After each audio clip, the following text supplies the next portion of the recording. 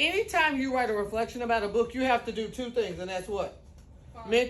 Mention the book. Yeah, cite the evidence from the book. Yes, you're going to mention the book title and the author. Always, okay? I read an essay, a student who wrote about a book reflection. It was so good. What they got to be? Why did the student get a B? Did not mention the book or the author. I knew what they were writing about, but you didn't put that in there, so that was not an A, okay? Here's how, this is an example. Do you have to go by my example? Certainly not. This is the honors class. You guys probably have already developed your own writing style. In case you haven't, here's a guide, okay? First thing, after reading Drowned City by Don Brown, I can honestly say I gained a lot of knowledge. So I'm gonna make it just a little bit bigger. And so here's the thing I did. I underlined Drowned City because I wrote the title of the book. If you are typing, how do you highlight the title of the book? Underline. You definitely capitalize the first and second letter. You don't bold. What's that other thing? Italicize. Italicize. Always italicize a book what? Title when you are typing. If it's a poem, what do you do? Quotation marks. Quotation marks. After reading Drowned City by Don Brown, I can honestly say I gained a lot of knowledge. I could say after reading Drowned City, I learned a lot of stuff.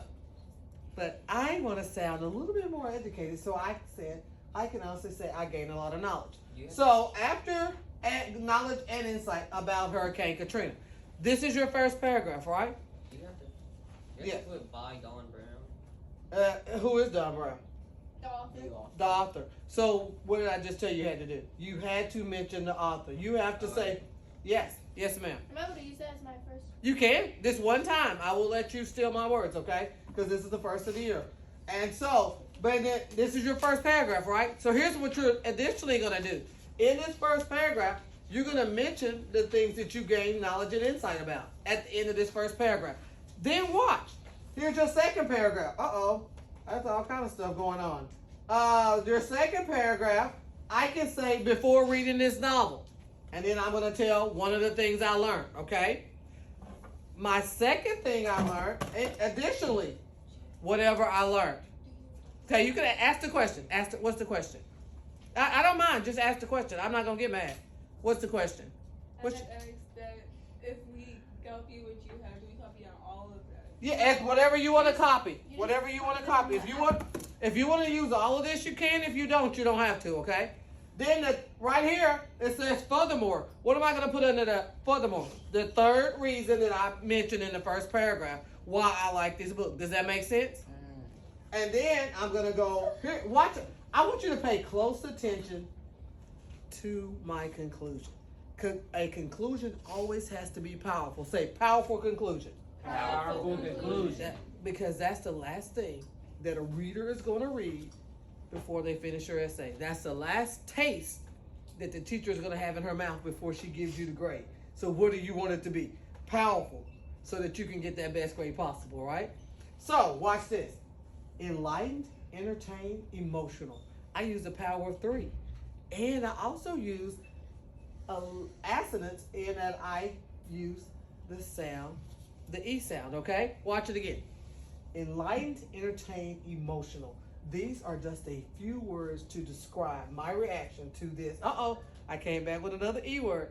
Eye-opening novel. And then I finish off the essay, and then that's my conclusion. Okay? So, you think, thank you. So, powerful conclusion. If you are wanting to use what I wrote, you can come back with your own powerful 3s. You could say powerful, pungent, or whatever. Or you could say beautifully written, you can come back with your own power of 3s. Power of 3s is an excellent way to upscale your writing. Power of 3s is an excellent way to upscale your writing. Here's 3 things. Look at me. 3 things that you do not do in an essay, and starting henceforth now and forevermore. Do not say, today I'm about to write about, or today I'm going to tell you, or this essay is about. That's great second grade level writing, okay? You're not in the second grade. Do you understand? Second thing that you're never going to do is you're going to say, as you can see. I have these and these. Don't insult me by saying, as you can see. Yes, I can see. Don't write as you can see in the essay. Do you understand? Do not write that. And the third thing, what do you think the third thing I'm going to tell you? Do not write an essay now that you're in 8th grade. What? In conclusion. No, you can write in conclusion. The end. Do not write the end. Because if it's nothing after that last word, smart me is probably going to think, That's the end. that's the end. Yes. Do not write the end. Do you understand?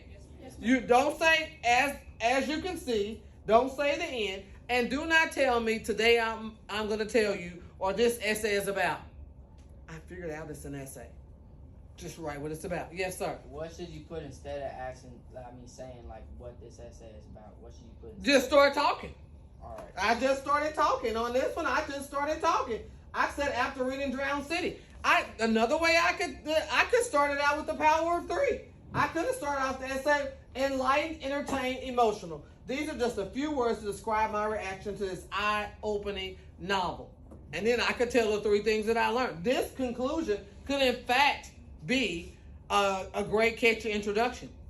The power of 3s is an excellent way to use. Yes, sir. Okay, so like later when we get into more essays in the future, like would we be able to make a criticizing essay about a book that we're reading? Oh, you can make this one. Well, and it's called you want to say I want to make a negative critique? Yes.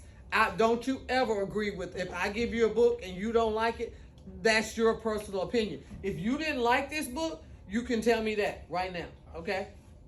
Will I be in my feelings? Just a little bit. But more than anything, guess what I'm going to be? Proud of you for finding your voice and standing with what you believe. I'm not teaching you to fall in line. One of the main things I want to teach you is to have your own voice and to have your own ideas and to be able to stand on those ideas. So if I give you a book and you write it and you are to write a reflective essay and you didn't like this book, let this be the time to say it.